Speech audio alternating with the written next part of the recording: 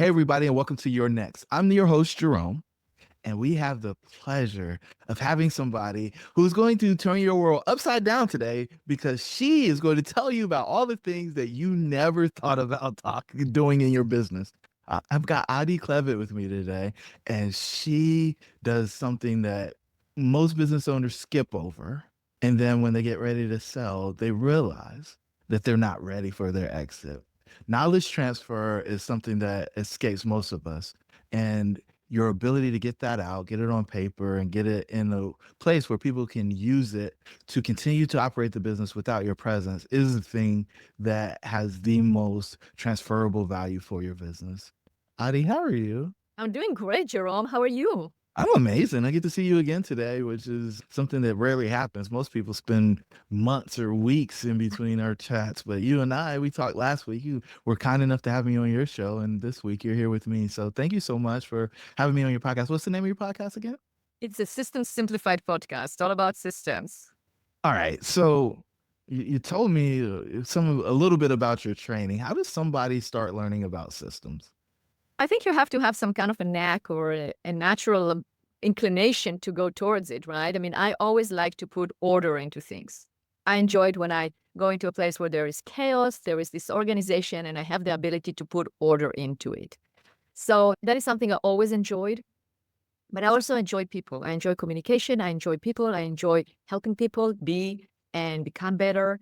And so when I had to choose what I'm going to study, I decided to study industrial engineering because it was a combination of understanding people, understanding the mind, understanding how they work, how they tick, what makes people tick, and also systems and processes and process improvement. So that for me was the natural combination because it aligns both of those fields together.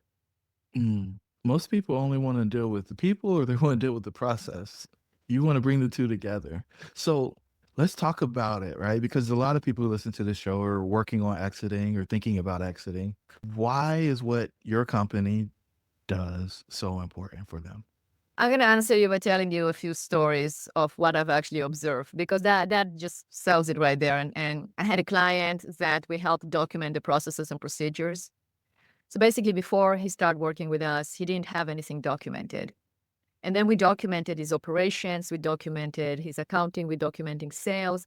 So when he went to sell the business, he got twice the price that he was asking for because he had those processes in place. On the other hand, I had a client that reached out to us when he bought a business. And he bought a business, and it was a simple business. He bought it as a second business. But yet, still, he had two employees there that were in their 60s.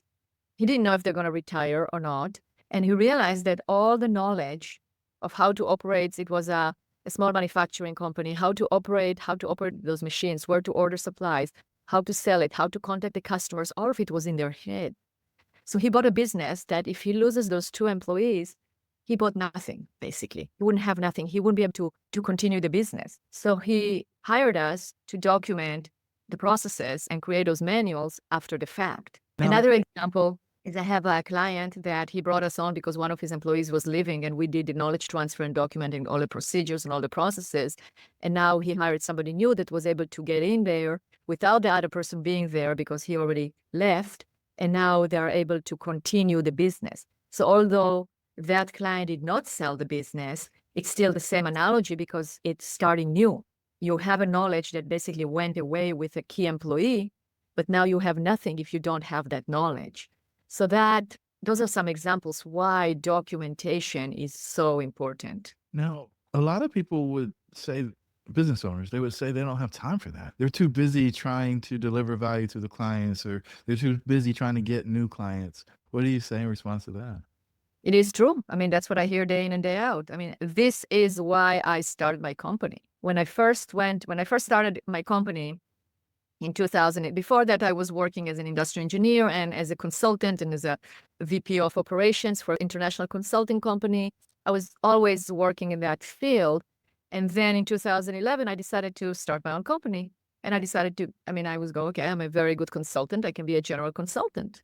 And one of the things that I would tell my clients is you got to document your processes week after week after week, and nothing happened because of the exact same reasons that you were mentioning, Jerome. They were too busy. They didn't know how. Production always come first. Customers and clients always come first, etc. So at some point I said, well, how about if I do it for you? And they go, really? You can do it for me? I said, yeah. And I started doing it, and I saw how much success I had in doing it and what difference it created in their businesses and in their lives. And from there, I specialized in that niche. And now we are I'm in a company that I have 15 people on the team. I have consultants, technical writers, administrative support, marketing, etc. And that goes up on your exit steps. You have the 8 steps of exiting a business. So I started myself because I needed a proof of concept. But as you said, I was the operator of it. And then I started passing it on to others and training them. And now we do a superb job to all of our clients with a bigger team. But that is why I started it, is because I found out that it's needed. I found that entrepreneurs do not have either the know-how or the time or both to sit down and document their processes. So we built our process in such a way that if you can give me an hour and a half a week, we can create your processes. An hour and a half a week with I guess it's the subject matter expert or the With person. a subject matter expert, so it's not within, obviously it will take months to complete it, but you are going to be closer than not doing it. So usually it takes us at that cadence about 2 to 3 months per department. And it depends on how many departments we need to document. But we don't just document. And I tell my clients, if you just want to document, we are not doing it because we implement. It's not about the documentation. Documentation is super important, but it's about rolling it out and making sure that we are creating a culture of processes, based on processes, to make a culture that is based on accountability, that everyone knows what they're supposed to be doing and are holding themselves and each other accountable for what they're supposed to be doing. So that's a whole holistic view of processes. It's not just process documentation. It's creating the processes you don't have. It's optimizing them and then implementing them. But Adi, we don't have a process. It just happens. We just get it Correct. done. That's right. So I say, okay. When you wake up in the morning and you make your coffee or your tea or whatever you drink in the morning, you might tell me I don't have a process. But if I observed every single time what you're doing, I would be able to extract the process.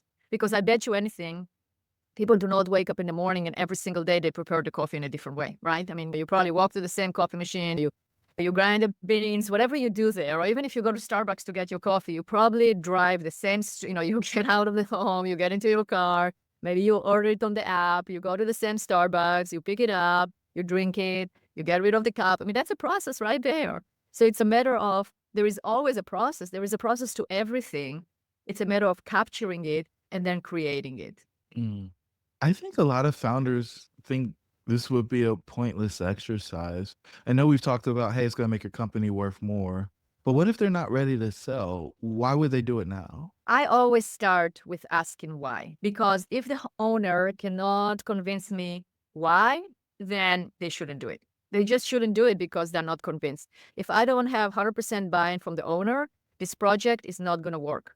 Because everyone is going to look to the owner. If the owner says, no, this doesn't work. Why are we doing processes? Well, they're sabotaging it themselves. We only work with founders and owners that do understand the value. They might not be able to do it themselves, but they see a value in it. So the reasons why, I tell you, consistency is the number one reason when I ask why document. Consistency. Consistency across operation, across all areas of the business, operations, sales, marketing. Every single time you want to get the same results if it works. If something doesn't work, you don't want to do it every single time the same because you're going to get the same non-workability. So you want to change it but then you know what to change in order to make it consistent. So consistency. Onboarding. I had a client that told me that they reduced their onboarding time by 75%. Another one told me that in the past it took them 3 months to onboard. Now it takes 2 weeks. Some of them didn't even know how to onboard. They just say, okay, well, here's your desk, here is your computer, figure it out. But now you have very predictable onboarding. So it also helps with employee retention. Efficiency, increased profitability. You can see where the waste is at, you can see how to improve processes, and that helps as well. And of course, if you want to exit, you have a manual and you make sure that everything is being repeated. Now, those are the actions within the organization, but all of that together will allow the business owner to have the freedom that they want so much that that's why they went to business for it, created their business. And that will allow them to also extract themselves from the business, whether to exit or, as you say very well, Jerome, it's not just the exiting the liquidity, right? It's all the other events that lead to liquidity, which I think it's exit number 6, right? So until you get to exit number 6, you have other exits. But in order to actually exit each exit to the next exit, you have to have those processes documented. So you as the owner don't wear all the hats, but you're actually going from a succession from one to another until you can accomplish the liquidity. And then if you're creating a business that is your legacy, that you feel that so important to you, and Jerome, you do a fantastic job of helping business owners figuring out the next game after that. So there is the liquidity event, but then what about your own identity as a business owner that goes away? You help them with that. And what is the next game in terms of also creating an impact on the world and nonprofit donating or charitable donations to nonprofits or being involved in a nonprofit? Well, if you exit the business, but that's your legacy, and then nobody's following again what you're doing or something goes wrong or whatnot. I mean, I had a client that he came to us because he had a problem because he sold his business and then he had to buy it back because it really went wrong because nothing was documented and there were processes were not followed. So they had to be followed because the new owner changed everything. So that is, you have to prevent that because if you want to feel good about selling the business that is also your legacy, then extract the knowledge and make sure that the next person is actually using it or make it so the next person can use it. I love what you just gave us there. There's so many like nuggets where I want to start digging in, and hopefully I won't forget. But there's two for sure. And the first one, you used my favorite word, efficiency. I don't think people understand the value of having a picture of what's going on and being able to identify the waste in the process because you can't always see it when it's just happening seamlessly. Do you have any examples where maybe you've simplified a process that you were working with the founder or owner on? Absolutely. And we don't just work with the founders or owners, we work with the subject matter experts, right? We work with the people, we work with organizations that have people working, and we find out what they do.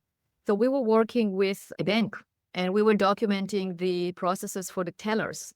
Now, you would think that in order to open an account, there is one way of doing it, but there isn't. That's what we found. I mean, there are rules and regulations, but you can have 10 tellers and they have a sequence of action that is different. And by optimizing it and making it one process, then it just speeded things up tremendously. And also in terms of the communication between the different people, because now everybody was doing it the same way. Another example is an HVAC company, a heating and cooling company, where we optimize the process of the passing between the information between the estimators and the installers, because that's where there was lack of communication. The estimator will come to your house, get you all excited about, yes, now I'm going to get a new system, a new air conditioning system. It's going to be great. And then you pay the down payment or you approve it, but then 2-3 days go by and nobody calls you. Well, you're going to probably cancel it or think that you just got sold something that is not true, got tricked or whatnot, or you're going to get disappointed. But if we actually, I mean, what we did is we improved that process where actually somebody will call you immediately. You get scheduled immediately. I mean, that speed of passing it from one to another in the company creates a huge difference and creates those raving fans because people are going to give you the reviews at the end, not when the salesperson sold you. Yeah, at that point, they're going to be excited, but if you don't deliver, you'll have a problem. So that's another example of improving the process for the company. Now, I would imagine that some founders say, hey, we're still so early, like we're still figuring it out. Is it worth documenting it when they're still like in an experimentation phase? It's a very good question, and I would say it depends. We work with fast-growing companies that are lacking consistency. So they already got to a certain point, and now they need to get to the next level.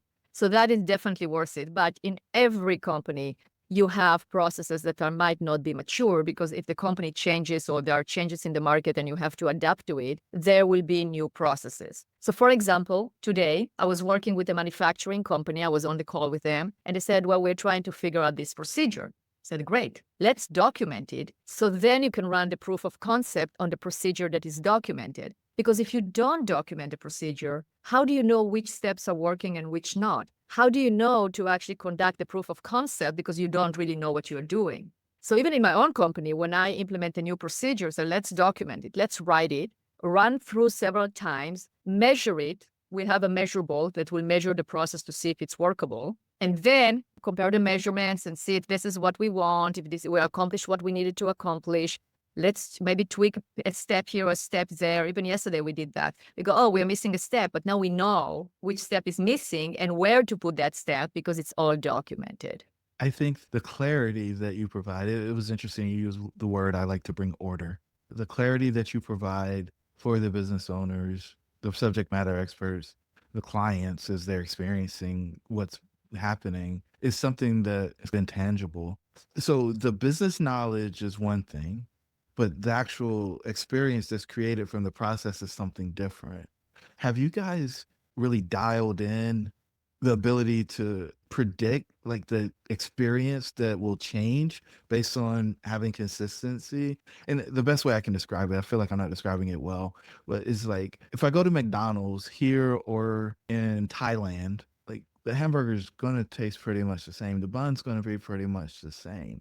I know what to expect. Even if I don't love it or I don't love the nutritional value, the fact of knowing what I'm gonna get is valuable. And I think that does something for the brand. And I think maybe you can expound on the point that I'm trying to not so eloquently Absolutely, describe. absolutely. And that's the consistency. Well, first of all, if you go to Thailand, I hope you get some Thai food.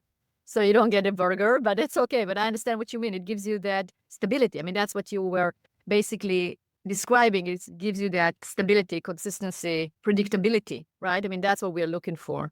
And that's what processes do. They give you predictability. You know that if you're going to hire somebody that has certain qualities, let's say they will fit your culture, they have the personality that you are looking for. If you have those processes and procedures documented, you can train them so the result can be replicated. So your success can be replicated every single time, or your successful actions will be replicated every single time. So it allows you to have that confidence that no matter who you bring on, it's not no matter because I still think you should hire according to your core values and your culture and the personality fit. But if you do that and they're intelligent people, they can duplicate the instructions and get it done in a similar way every single time. I went through Six Sigma training and I learned process mapping. And it was like when we were going through some of the things that were broken on some of the projects I worked on, it was very interesting to see, hey, we cut out 10 steps here, or we cut out 15 steps there, or why are we doing that? Oh, because it's a necessary part of the process, whether it's regulation or something else. The thing that I didn't realize was really valuable about the mapping was the clear identification of the inputs and the outputs and the people who were using those. Have you guys had any discoveries that made a big shift in a company based on going through the process and seeing maybe the customers that were using the stuff, or maybe the people who were getting stuff that wasn't actually meeting the requirements that they had and creating maybe friction or frustration? 100%. 100%. We always do process mapping. We map it and it makes it so simple. It's again, it's part of the process of bringing order. I look at it before that. If you use sticky notes, for instance, it's just like a jumble of all the sticky notes. And then we create that exercise where we identify the different bins or the different categories where those sticky notes have to go in. And then you identify it, you put them in order one after the other, where what enters in, what's the input, what's the output, who is responsible, where is the integration between the responsibility, how the flows go. Absolutely. That is the number one step of bringing order. So I always like to ask founders, when did you know that you had something? Right? It's one thing to be a consultant for somebody else. It's one thing to be an employee somewhere else, but you exit the company, you become chief everything officer. Now you got a big team. Like, how did you know I need to grow this? This is special and we're really making a difference for our clients. The results from the clients, the feedback from the clients, the successes of the clients, the pride of my team members when they help the client, how they feel it's like they're radiant, they're bright, they are cheerful about it. And they're like, wow, other people care about it as well as I do. So then you realize you have something here. You have an organism, you have a company. It's not just yourself because other people are caring as much as you do about the results that you are giving to the clients. So at that point, it's not just my clients, but it's our clients. And we're working together in order to deliver the product for those clients. Is there a specific story with a client and they said some words and you're like, I have to keep doing this? Many, many. When the client told me that the one I told you that they decrease the amount of training and onboarding by 75%, and that was one of his biggest pain points, is how to train a new customer service representative. That is sometimes there is not a lot of retention with that. Absolutely. Another one is a client that was a little bit skeptic at the beginning, and she was, well, I don't know if this is going to work. It's a lot of work. I don't want to do it. I do want to do it. It was back and forth. And then she got into it and she goes, I refer to it all the time. That's how we train people. That's how we correct people. And people use it all the time. Another one was a client that lost one of his main employees because they had a medical emergency and she had to go to the hospital from one day to another. And he was so appreciative that he had those documented because somebody else could take over and it didn't interrupt the business. So those are, I mean, I have many examples of that. It's almost on every project that we work on, there is some kind of a, wow, this really saved us. Wow, I can see the difference. I can see how this is contributing to a bigger, better organization. All right. So I'm going to trip you up now. Do you have all your processes documented in your business? I do, 100%. Yes. And that No wasn't, way. Come on. The cobbler never has shoes. What are you talking I know, about? but that was my problem for years. I mean, if we talk about one of your steps is CEO of everything, right? As chief everything officer. And I lived that. I absolutely was at that stage and I could not get out of it. But the only way that I got out of it and I was able to start hiring, and even my first hire, I didn't have it. And then I realized, what am I doing? This is what I'm teaching my clients and I'm not doing it myself. And that was the turning point in my business and the growth of my business. Because I can tell you, you're right. It's the cobbler kids syndrome, absolutely. But that is when you have solopreneurs that cannot grow their business. Anybody, and I interviewed so many people on my podcast, entrepreneurs that have made it. They only make it when they have their systems in place and they realize that they need to go through the exit steps in order to really be the CEO of the company. Not even the main producer, because you can be chief everything officer and then you hired a few staff, but you're still the operator. And that is definitely, and it's nothing is perfect. I still am the operator sometimes, but I realize that in order for me to not be the operator, I have to continue to document and create the processes and create the systems, and we perfect our systems. We love doing that. And I love working with my team because they're so competent and we work together as a team in order to improve, we brainstorm. It's so much more fun when you have a team to do that than just yourself. And when people are committed and are trained and know what to do, it works. And I absolutely have my processes documented, and I'm very, very good at directing my team to the processes when something is not working. Because that's one of the things that we tell our clients. It's one thing to document, but how do you implement? If you document and then somebody comes and asks you a question and you answer the question as opposed to directing them to the documentation because it will only take me 2 minutes to explain as opposed to sending it them, you are not creating a culture that is process driven, and you're going to get back to the point where you were before, where things were not efficient and not systematized, etc. Wow, wow, wow.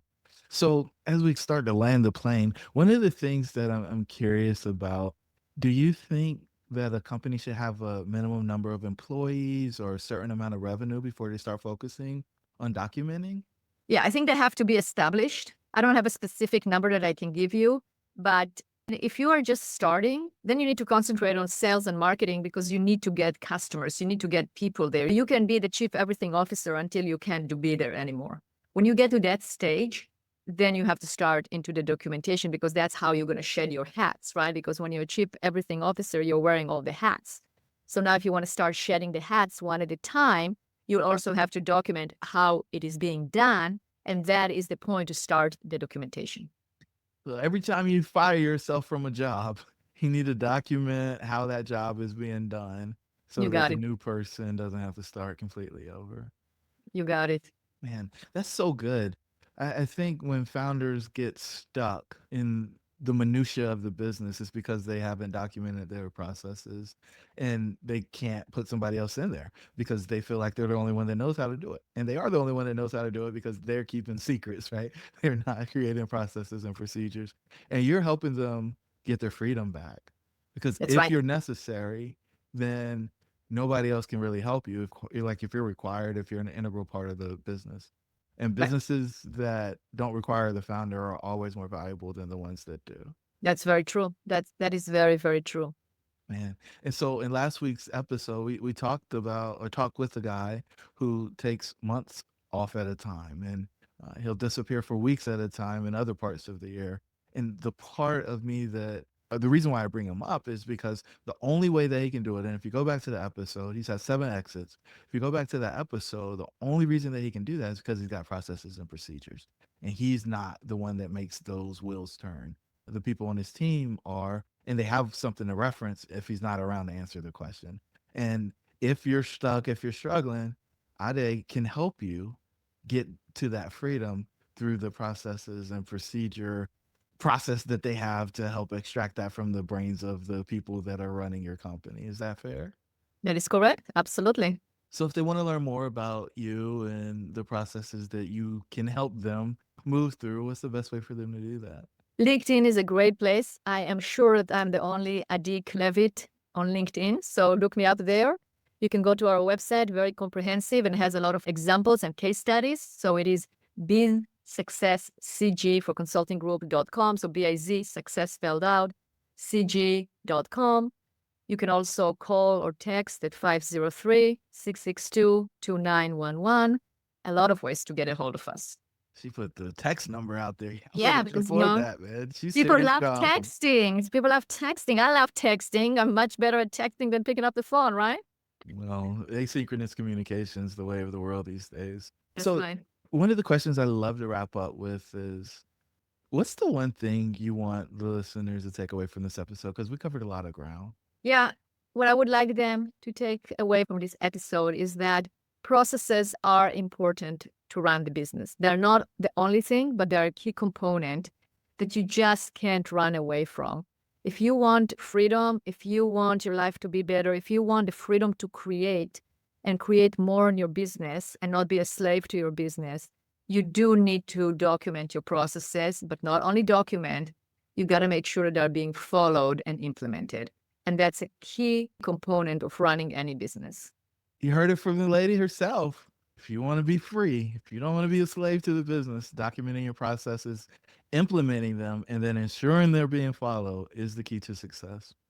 Very Until true. the next time. Well, Ade, thank you so much again for sharing your wisdom and knowledge with us. And to the listeners, until the next time, your dreams should be real. Catch you on the next episode.